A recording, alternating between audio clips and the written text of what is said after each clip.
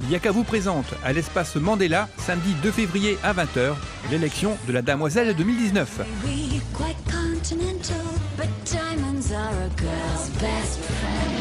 Venez découvrir les candidates à l'occasion d'une soirée cabaret avec la participation de la compagnie Mosaïque. Qui sera la 29e Damoiselle de la Chapelle d'Armentières? Pour le savoir, il vous suffit de participer à cette belle et grande soirée. Infos et réservations auprès de Yaka directement au 06 45 38 78 81 ou en vous rendant sur le site internet de l'association.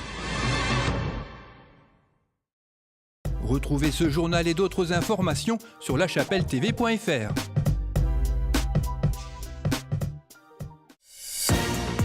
Bonjour et bienvenue dans l'édition du 25 janvier de La Chapelle Info. 5000 km sur un VTT pour rejoindre le Cap Nord, une expérience qu'est venu partager Jean-Philippe Bossu à l'espace Mandela. La cérémonie des vœux de l'association Yaka, musique, chansons et galette des rois.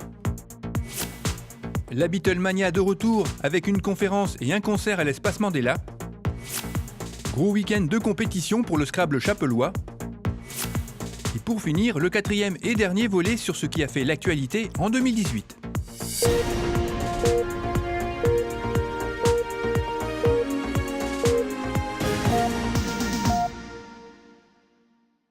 L'espace Mandela a reçu Jean-Philippe Bossu mercredi 16 janvier.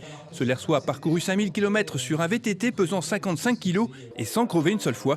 Une odyssée incroyable en empruntant au maximum les sentiers au départ de la France jusqu'en Laponie, au Cap Nord plus précisément, considéré à titre symbolique comme l'endroit le plus au nord du continent européen.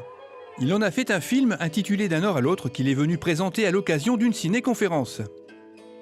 Accompagné de quelques amis sur les 122 premiers kilomètres, il s'est ensuite retrouvé seul pour la suite du parcours, au milieu d'une nature sauvage, de rencontres avec une multitude d'animaux, d'êtres humains extraordinaires, mais surtout une rencontre avec lui-même. Il a traversé les Pays-Bas, l'Allemagne, le Danemark, la Norvège, jusqu'aux îles Lofoten, qui se trouvent à l'extrême nord de la Norvège. Après avoir passé cette semaine sur son vélo dans un confort spartiate, je lui ai demandé ce qui lui avait manqué le plus. Cette question, elle m'avait été posée par un journaliste juste avant le départ et j'avais trouvé cette question un petit peu idiote. Je me suis dit, mais tout va me manquer. Je veux dire, mon lit, une table, du papier toilette, mon café le matin. Ça, mon café le matin, je pensais que, franchement que ça allait me manquer. Et la question au retour, et en fait, la réponse, c'est rien du tout. En fait, il n'y a rien qui m'a manqué. Mon épouse, ma petite famille, elle m'a manqué. Mais en fait, sinon, je me suis tellement... gavé de lumière, de nature, de plaisir, qu'effectivement on fait une croix sur tout le côté confort en fait. Et ouais, c'est ça qui m'a beaucoup plu dans le voyage. L'objectif, c'était quand même de me découvrir. Je ne sais pas si je me suis découvert, mais en tout cas, j'ai été exceptionnellement moi-même. C'est-à-dire que le fait de se retrouver pendant 2 mois solitaire comme ça, il n'y a plus d'acteur, en fait. Là, ici, en fait, je suis devant une caméra, je suis en train de faire l'acteur. Quand je suis au travail, je suis acteur devant mon patron. Quand je suis à la maison, je suis acteur devant ma femme, devant mes enfants. Là, en fait, le fait de se retrouver tout seul pendant 2 mois, il n'y a pas d'acteur, tout simplement parce qu'il n'y a pas de spectateur. Le seul spectateur, c'est votre ombre. Et vous pouvez gesticuler comme vous voulez. L'ombre, elle va gesticuler exactement de la même manière que vous.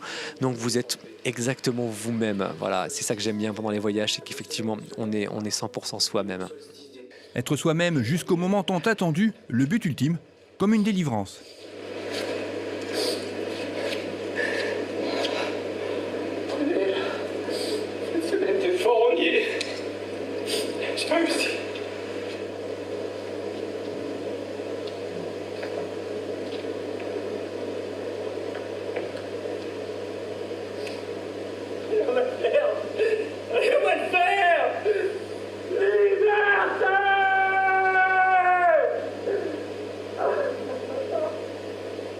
Pour ce professeur d'EPS, il aura fallu 2 années de préparation, mais au-delà des aspects techniques, ce type de voyage reste accessible. Seule condition, la volonté. Voilà, la première chose à faire, c'est essayer de partir. On a tendance à remettre au lendemain tout le temps ces petits projets parce que voilà, il y a plein de choses. On est souvent happé par la vie et je pense qu'il faut se donner une date. Alors il y a un truc qui est très très bien si on veut faire par exemple ce type de voyage. La première chose à faire, c'est acheter le billet retour. Voilà, vous achetez le billet retour pour dans 6 mois, 7 mois, 9 mois ou dans 15 jours, peu importe, mais à partir du moment où vous avez acheté le billet de retour, vous êtes obligé d'y aller, quoi. Jean-Philippe Bossu a depuis traversé l'Islande et la Birmanie, toujours en VTT. Pour tout connaître de ses voyages, retrouvez-le sur sa page Facebook et peut-être qu'il vous donnera envie de tenter ce genre d'aventure.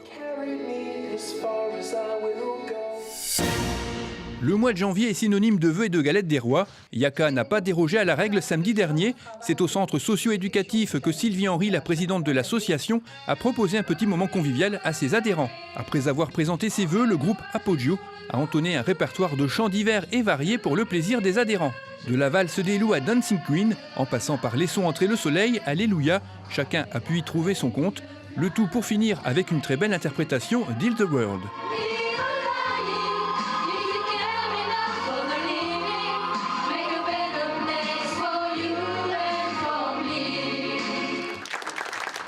Un concert suivi par la Galette des Rois dont les fèves étaient à l'effigie de l'association avec pour certaines la chance de devenir la reine du jour. Un après-midi qui s'est déroulé dans la bonne humeur et la joie de partager. L'Espace Mandela a proposé une soirée sur le thème des Beatles samedi dernier avec au programme 2 événements. Tout d'abord, une conférence animée par le disquaire armentiérois Jean-Jacques Defer, grand fan absolu des Beatles. Une conférence agrémentée d'anecdotes sur 29 des 211 titres écrits par le Quatuor. Pour commencer le film, pour commencer la chanson et pour commencer le 33 tours, on va mettre un accord que personne ne peut faire, un accord très compliqué. Comme ça, dès qu'on entend l'accord, on saura que c'est Hard Day's Night. Tu l'as ? Vas-y. C'est fou, hein ? Voilà. Cet accord-là, je peux vous dire qu'il y a plein de musiciens qui ont cherché à le trouver parce que c'est un accord très compliqué. Ils ont passé un temps fou pour trouver cet accord. C'est un détail. Alors, ce qui m'a plu dans les Beatles, c'est qu'ils étaient 4. Ils auraient été 3 ou 5, ça aurait pas été bien. Mais 4, c'est vachement bien. Non, ce qui m'a plu dans les Beatles, c'est qu'ils ont tout inventé. Ils sont arrivés au bon moment. Ils avaient un super producteur, George Martin, qui leur a fait des très beaux arrangements pendant toute leur carrière. Et puis, ils ont fait les plus belles mélodies du monde. Voilà, les Let It Be et Jude, tout ça, c'est les plus belles mélodies qu'on puisse imaginer. Une conférence très bien documentée où l'on a appris par exemple que la période en France des yéyés doit son nom au titre des Beatles She Loves You, véritable raz-de-marée déclencheur de la Beatlemania où l'on compte 29 fois. She loves you, yeah, yeah, 29 fois.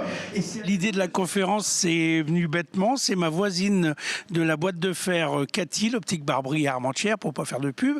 Un jour, elle voulait faire un truc pour les Rotary. Elle m'a dit, tu ferais pas une conférence Beatles vu que t'es fan? J'ai dit oui. Et c'est parti comme ça. C'est la première fois que je le fais qu'un groupe après. Et c'est la première fois que je le fais pas chronologiquement, c'est-à-dire que à chaque fois je parle d'anecdotes sur les chansons que le groupe va jouer après. Donc c'est un peu différent de ce que je fais d'habitude.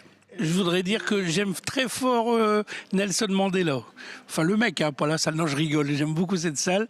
Et j'aime beaucoup Guillaume qui s'occupe de la salle. J'aime beaucoup tout le monde.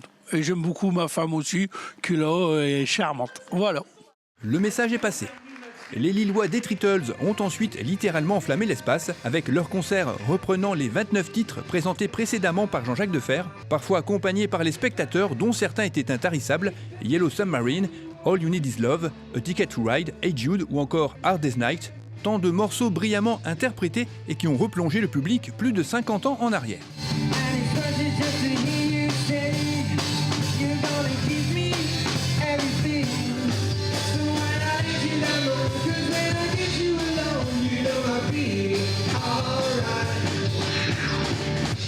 Le trio est composé de François, Guillaume et Maxime, tombés tous les trois dans la Beatlemania. Mes amis m'ont offert la basse de Paul McCartney pour mon anniversaire. Et pendant une année, j'ai appris les morceaux. Et mon rêve, ça était d'avoir un groupe Beatles, un jour de reprise Beatles.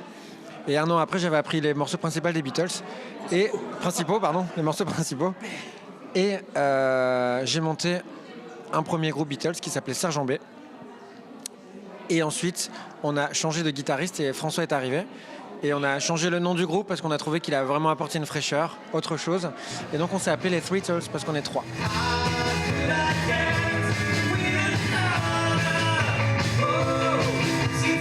Je pense que c'est un amour très simple de la musique de ce groupe. Moi, j'ai grandi avec cette musique-là, comme beaucoup de gens. Et moi, mon père était fan. Et donc tout petit, j'écoutais les cassettes au casque, les vinyles, et je crois que j'avais 10 ans, j'étais déjà vraiment fan. Pas de tout, parce qu'il y avait des choses plus psyché qui me semblaient très bizarres pour mon âge, mais je crois que c'est normal. Mais ça m'intriguait en tout cas, et j'ai grandi avec ce groupe sans jamais le quitter. Il y a des groupes quand on grandit, on dit ça j'aime plus. Les Beatles non, jamais. Et je crois que ça doit être à peu près pour tout le monde pareil ici. Voilà, c'est un amour très simple de cette musique qui est à la fois populaire et élaborée. Elle est simple d'accès, mais en même temps très riche. Un amour qui les a amenés à rendre hommage aux Beatles, mais sans chercher à les imiter jusque dans les moindres détails. Déjà, le fait qu'on soit que 3 nous a limités par rapport au choix de répertoire. Il a fallu réadapter. Il y a des morceaux qu'on ne peut pas faire, par exemple. Donc c'est voilà. Après, je pense qu'en termes de guitare, François a fait un travail de reproduction assez fidèle. Il n'est pas sur un son hard rock ou heavy metal du tout. Maxime aussi par le choix de la basse. Moi, dans mon jeu de batterie, j'essaye d'être assez proche de ce qu'il fait. Je mets ma touche personnelle, mais je ne suis pas non plus à un extrême, voilà. Mais après, on n'est pas non plus dans le mimétisme, c'est-à-dire qu'on ne leur ressemble pas pour un sou. Au niveau des voix, on n'a pas eu tous les mêmes voix. Par contre, on a repris les mêmes tonalités, les mêmes chœurs, les mêmes arrangements aussi, et qu'on s'est répartis. Voilà. Mais après, on n'est clairement pas dans le mimétisme. C'est pour ça qu'on dit qu'on fait un tribute, un hommage aux Beatles. C'est pas un copier-coller, comme peuvent le faire sur certaines de leurs tournées nos collègues des Rabbits. Les Picards, les Rabbits, qui eux ont fait notamment des fois des concerts vraiment en costume. Je sais pas, ils avaient même les cheveux, je crois, hein, vraiment. Je sais pas si c'était des perruques, mais voilà. Nous c'est plus un tribute, voilà. Vous pouvez suivre les Treatles sur leur page Facebook. Standing Ovation, séance d'autographes, selfie, la Beatlemania était de retour à la chapelle d'Armentières ce samedi soir et elle n'a pas pris une ride. Le week-end dernier, la salle annexe du complexe sportif a accueilli le 2e festival de Scrabble organisé par le club chapellois. Le samedi, 3 clubs y ont participé, La Chapelle, Bormes-les-Mimosas et Lourdes, qui jouaient en multiplex via Internet, en partie originale, le club chapellois ayant eu le privilège de tirer les 2 parties. Les mots Hippolaïs, qui est un petit passereau, ou le Gorne, une race de poule, n'ont pas réussi à déstabiliser les joueurs qui étaient 74 à La Chapelle et 167 sur les 3 centres.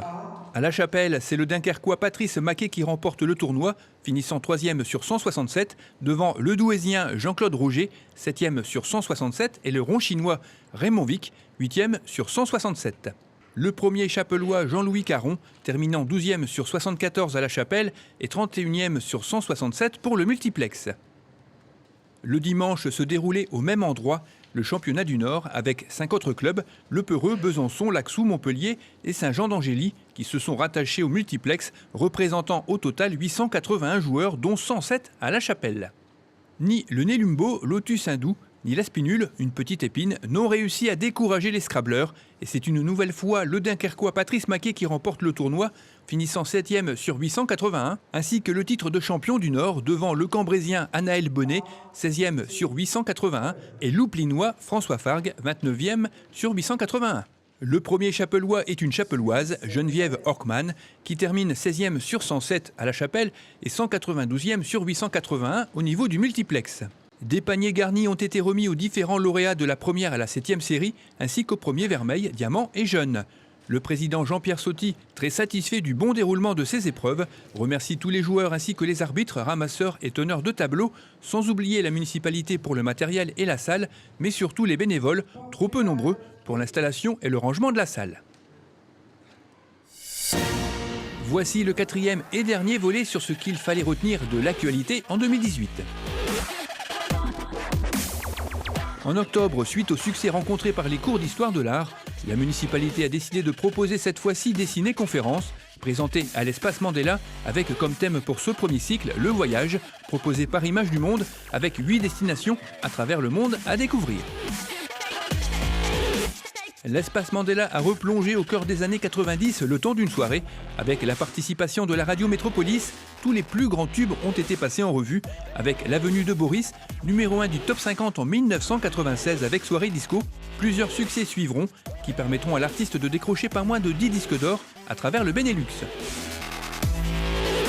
En novembre, notre commune a commémoré la fin de la Première Guerre mondiale avec plusieurs manifestations. L'association Vémacar au fil du temps a présenté une exposition retraçant les 4 années de guerre qui ont marqué le hameau. à l'aide de nombreux objets et documents dont certains étaient présentés au public 100 ans après pour la première fois. Nos amis anglais de Birchington ont découvert cette exposition à l'occasion d'une visite de commémoration sur notre commune. Ils ont rendu hommage aux soldats britanniques et français morts sur le front durant la Première Guerre. Une cérémonie s'est tenue au monument aux morts et au cimetière britannique Route nationale, suivie par une projection à l'espace Mandela du documentaire Vémacar au carrefour de l'histoire, réalisé par La Chapelle TV. La mairie a accueilli une exposition du club photo Léo Lagrange qui présentait un regard sur 14-18 par 8 photographes. Le 11 novembre fut marqué par plusieurs temps forts. La lecture de lettres de soldats par plusieurs élèves de l'école du Petit Prince à Vémacar. Le maire a allumé la flamme du soldat inconnu au monument aux morts, place du Général de Gaulle. Une lecture des noms des victimes inscrites sur le monument permit de leur rendre hommage, suivi par un lâcher de pigeons et le dépôt de bougies par les élèves de l'école du bourg, avant un moment de recueillement au cimetière britannique. En décembre, le comédien armentiérois originaire de la chapelle d'Armentières, Christian Vanthomme, a fêté ses 20 ans de carrière au cinéma Les Lumières, une soirée parrainée par le comédien et scénariste Christian Rau, avec la projection de 2 courts-métrages et du long-métrage La Dormeuse du Val, qui permit à Christian d'être éligible au César 2018 du meilleur acteur dans un second rôle. Voilà, ainsi se termine cette rétrospective que nous aura réservé 2019, réponse dans un an. Mais d'ici là, rien ne vous empêche de suivre ce journal chaque vendredi.